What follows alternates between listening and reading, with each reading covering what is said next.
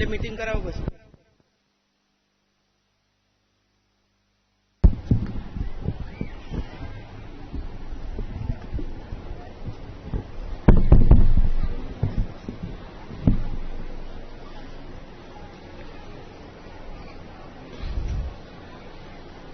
શહેરી વિસ્તારોમાં પ્રવેશ ઉત્સવના બીજા દિવસે બાળકોને આશીર્વાદ અને શુભેચ્છાઓ આપવા માટે આપણી વચ્ચે ઉપસ્થિત રહેલા દસક્રોઈના ધારાસભ્ય શ્રી બાબુભાઈ પટેલ, ધંધુકાના ધારાસભ્ય શ્રી લાલજીભાઈ મેર, નગરપાલિકાના પ્રમુખ શ્રી કાંતિભાઈ પટેલ,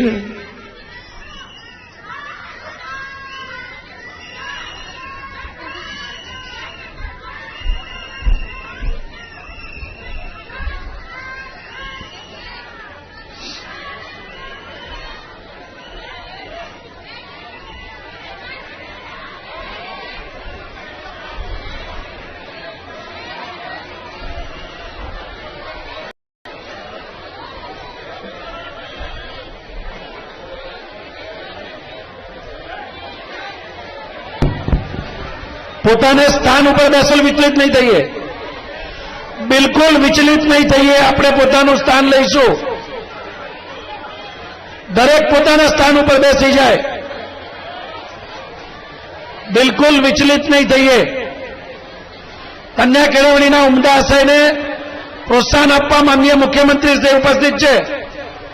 નગરજનોને વિનંતી છે, પોતાનું સ્થાન લઈશું. વિકાસના માર્ગમાં અવરોધક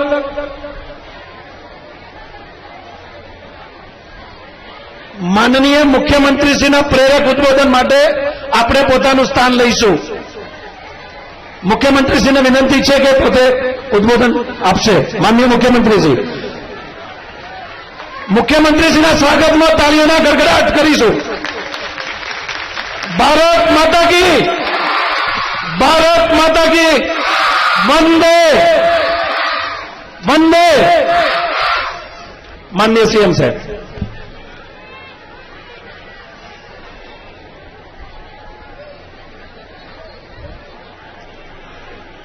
જિલ્લા ભારતીય જનતા પાર્ટીના પ્રમુખ શ્રી આરસી પટેલ, પૂર્વ ધારાસભ્ય શ્રી વજુભાઈ ડોડિયા, પ્રાગજીભાઈ પટેલ. ખાલી વાતો કરવાથી કે ખાલી આંદોલનો કરવાથી જોબ ન મળે મિત્રો. આપ સૌએ બેઠા છો ત્યારે મારે તમને બધાને કહેવું છે મિત્રો, આજ સુધી મેં ક્યાંય પણ જગાએ મોં ખોલી નથી. એવું છે. હમણાં ગયા વર્ષે 8,000 કોન્સ્ટેબલની ભરતી કરવાનો નિર્ણય કર્યો. કોન્સ્ટેબલ, આ બધા ઉભા છે બધા કોન્સ્ટેબલો. 33% મહિલાઓને મેં આરક્ષણ આપ્યું. પહેલી વાર 33% મહિલાઓ એની અંદર આવશે. જાહેરાતો થઈ, ગળા ફાડી ફાડીને આખા ગુજરાતની અંદર યુવાનોને કહ્યું કે ફોર્મ ભરો, તાલીમ લેવા માટે આવો. જિલ્લે જિલ્લે તાલીમ અપાઈ. ફોર્મ કેટલાએ ભર્યા? 8,000 કોન્સ્ટેબલો લેવાના હતા. એમાંથી માત્ર 150 સવર્ણોએ અરજી કરી. માત્ર 150. આ બધાને ખબર છે ખરી એ બધી? અને બહારની દુનિયામાં આપણે ચલાવીએ છીએ કે મને નોકરી નથી મળતી, મને નોકરી નથી મળતી. 51% હતું ભાઈ તમારું આરક્ષણ. અને 51%ની અંદર 8,000 માંથી 4,000 યુવાનોને નોકરી ઉપલબ્ધ હતી મિત્રો. પણ ફોર્મ ભરો તો ને 200 મીટર દોડવું પડે ભાઈ, હાઈ જમ્પ કરવો પડે. અને આ બધું કરવા માટે પણ દરેક જિલ્લાના મથકો ઉપર મારા બધા જ અધિકારીશ્રીઓ તાલીમ આપતા હતા. જ્યારે મેં આંકડા મંગાવ્યા ત્યારે ખબર પડી કે આપણે તો ક્યાં કોન્સ્ટેબલ બનવું જ છે. એવું છે, તમારે સીધું એસપી બનવું છે ભાઈ. આપણને જો ખબર જ ના હોય આ બધી બાબતની, એસપી સીધા ન બનાય ને તો કોન્સ્ટેબલમાંથી પીએસઆઈ થવાય, પીઆઈ થવાય અને ત્યાર પછી મોકો મળે ત્યારે એસપી થવાતું હોય છે. અને સૌથી વધુમાં વધુ જોબ ક્યાં હોય મિત્રો? રોજગારી સૌથી વધુમાં વધુ ક્યાં હોય? કોન્સ્ટેબલમાં હોય, શિક્ષકમાં હોય, ક્લાર્કમાં હોય, તલાટીમાં હોય, ગ્રામ સેવકમાં હોય. નીચા સ્તરની જેમાં ગામ ગામ માણસોને આપણે જોઈતા હોય એવા સ્થળોની સૌથી વધુમાં વધુ રોજગારી હોય છે. પ્રિન્સિપાલ તો શાળામાં એક જ હોય ભાઈ, પણ આપણે સ્વપ્ન સેવીએ કે હું તો પહેલો પ્રિન્સિપાલ જ બનું, તો પ્રિન્સિપાલ બનવું શક્ય નથી. પહેલા શિક્ષક જ બનવું પડે અને પરીક્ષામાં પાસ થાવ ત્યારે પછી તમને પ્રિન્સિપાલની અંદર જોબ મળે મિત્રો, પ્રિન્સિપાલ થવાય છે. અને એટલા માટે મારે દુઃખ સાથે કહેવું પડે છે મિત્રો, ભાઈઓ બહેનો, આ હાથા બનાવીને અહીં આવ્યા છે અને યુવાનોની જિંદગી બગાડી રહ્યા છે. બધા જ યુવાનોની જિંદગી બગાડી રહ્યા છે. આપ વિચાર કરો, વિરમગામ છે મિત્રો. શું વિરમગામની સ્થિતિ મેં જોઈ નથી? ભરૂચની સ્થિતિ આપણે જોઈ નથી? અમદાવાદની સ્થિતિ નથી જોઈ? મોડાસાની સ્થિતિ નથી જોઈ? બધા હોય 2000ની સાલ પહેલાનું ગુજરાત અને 2000ની સાલ પછીનું ગુજરાત નજર સમક્ષ છે જ આપણા બધાઓના. એક અઠવાડિયું નહોતું જતું કે જેમાં કર્ફ્યુ ન પડ્યો હોય એવું. એક અઠવાડિયું નહોતું જતું કે કર્ફ્યુ ન પડ્યો હોય એવું. 5-25 લોકોના ગોળીબારો ન થયા હોય એવું. એ ગુજરાતને આપણે જોયું છે મિત્રો. અને એટલે આજે 20-25 કે 30 વર્ષની ઉંમરના જે યુવાનો છે ને, એમને 2000ની સાલ પહેલાનું ગુજરાત નથી જોયું અને એટલા માટે આજે બધું તોફાને ચડ્યા છે મિત્રો. તમે બધા જ સાક્ષી છો મિત્રો આ બધાના.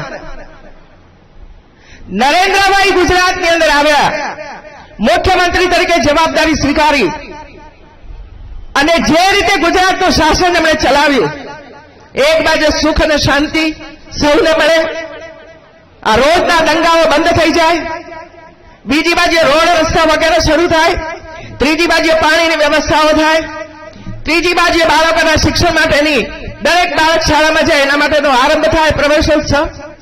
શાળાઓના મકાનો ન હોય તો શાળાના મકાનો આપો, શિક્ષકોની ભરતીઓ થાય, નવી નવી શાળાઓ મળે, દરેક તાલુકા મથકે કોલેજો હોય જેથી કરી યુવાનોને ભણવા માટેની સગવડતાઓ ઉપલબ્ધ બને. કેટલું કર્યું છે પાછલા 15-17 વર્ષની અંદર,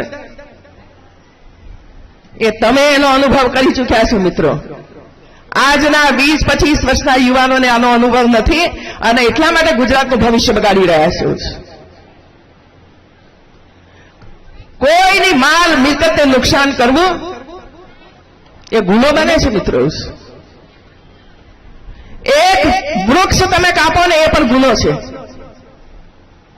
અને એટલા માટે આપણે એવી કોઈ પ્રવૃત્તિ ન કરીએ કે જે ગુનેગાર તરીકે સમાજને અથવા તો ગુનેગાર તરીકે કોઈ વ્યક્તિને પ્રસ્થાપિત કરવી પડે એવું છે. આજે જ્યારે આવો સુંદર કાર્યક્રમ અહીં ચાલી રહ્યો છે, કેટલા સુંદર મજાના કાર્યક્રમો આપણા બાળકો આપણી વચ્ચે રજૂ કર્યા છે. આ બાળકોને એમને તૈયાર નથી થતા. શિક્ષકો સમય લગાવે છે એની પાછળ તૈયાર કરવા માટે. આ દીકરીને બોલાવ્યું છે, 25 વાર બોલાવ્યું હશે ત્યારે એ દીકરી તૈયાર થઈ છે. અને એ શિક્ષકે 25 વાર એની સ્ક્રિપ્ટ લખી હશે ત્યારે એ સ્ક્રિપ્ટ તૈયાર થઈ છે મિત્રો. અને જો આ ભાવ આપણા શિક્ષકોમાં ન હોય તો તમારા બાળકો કેવી રીતે તૈયાર થશે? કેવી રીતે સમાજની વચ્ચે ઉભા રહી શકશે? કેવી રીતે માથું ઊંચું કરીને આપણે જીવી શકીશું? કેવા લોકોના હાથમાં સમાજનું નેતૃત્વ સોંપવું છે આપણે? અને એટલા માટે મિત્રો, આવા એક શૈક્ષણિક કાર્યક્રમ જ્યાં બાળકોને સંસ્કાર ઘડતર કરવા માટેનું જે સ્થાન છે, જે ભવિષ્યની અંદર એક આદર્શ નાગરિક તરીકે આપણા બાળકો તૈયાર થવાના છે, આ જ બાળકોના હાથની અંદર આવતીકાલના ગુજરાત અને આવતીકાલના દેશનું ભવિષ્ય છે. અને એટલા માટે આ બધું આપણે કરી રહ્યા છીએ કે ભાઈ ગુજરાત છે અને આખા દેશમાં અને આખા વર્લ્ડની અંદર જ્યારે ગુજરાતની નામના બધી છે, જ્યારે ગુજરાતની ધરતી ઉપર કોઈ વિદેશનો માણસ પગ મૂકે છે ને, જાપાનનો હોય કે ચાઇનાનો હોય, ત્યારે ગરગદિત થાય છે કે ઓહો, આ ગુજરાત છે, અમારે મૂડીરોકાણ કરવા માટે ગુજરાતમાં આવવું છે. આ એની આબરૂ છે મિત્રો ગુજરાતમાં. અને આવા 5-25 લોકો આગેવાની લઈને ગુજરાતની આબરૂ બગાડે તો પણ આપણે બોલીએ નહીં. બહુ દુઃખ સાથે મારે કહેવું પડે છે આજે એવું છે. 8 મહિના થયા મિત્રો, ક્યાંય પરિસ્થિતિ હવે નથી. બધા સમજી ચૂક્યા છે, બધાએ સમજી લીધું છે સત્ય શું છે ને અસત્ય શું છે, બધું સાચું શું છે ને ખોટું શું છે એવું છે.